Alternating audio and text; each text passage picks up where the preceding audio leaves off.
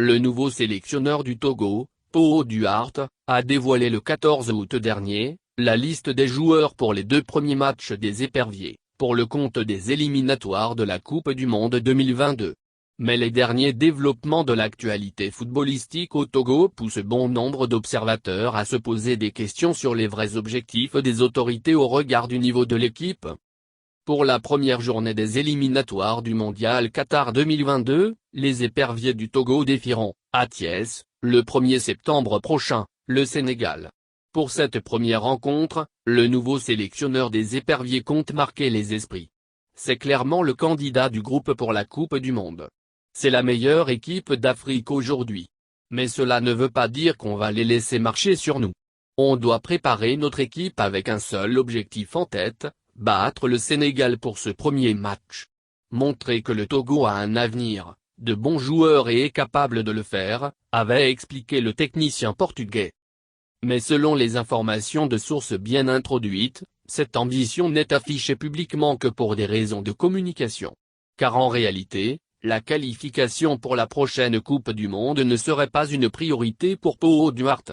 En effet, si la qualification du Togo pour cette compétition est l'un des objectifs fixés par la FTF, dans l'appel d'offres lancé par la FTF, selon nos informations, elle ne figurerait pas, au final, dans le contrat qui lie l'État togolais au technicien portugais.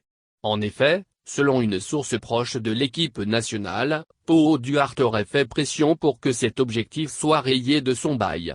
Ce qui aurait été fait par la FTF.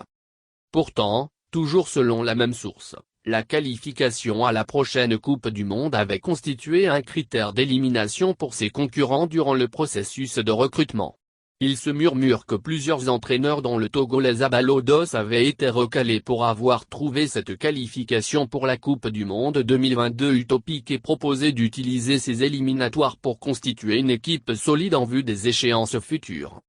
En effet, le passage de Claude Leroy à la tête des éperviers a laissé l'équipe dans un état peu enviable. Et pour cause, le technicien français, durant 4 ans, n'a pas réussi à mettre en place une équipe digne de nom.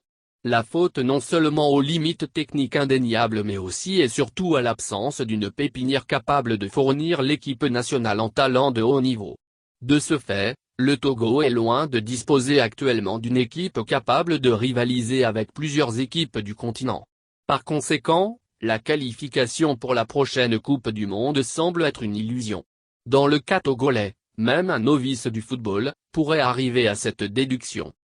Mais alors, la question se pose de savoir pourquoi la FTF avait éliminé les autres candidats à la course au poste d'entraîneur qui n'avaient pas intégré cette qualification pour la Coupe du Monde dans leur proposition et accepté en fin de compte, de l'enlever dans le contrat signé par Duarte.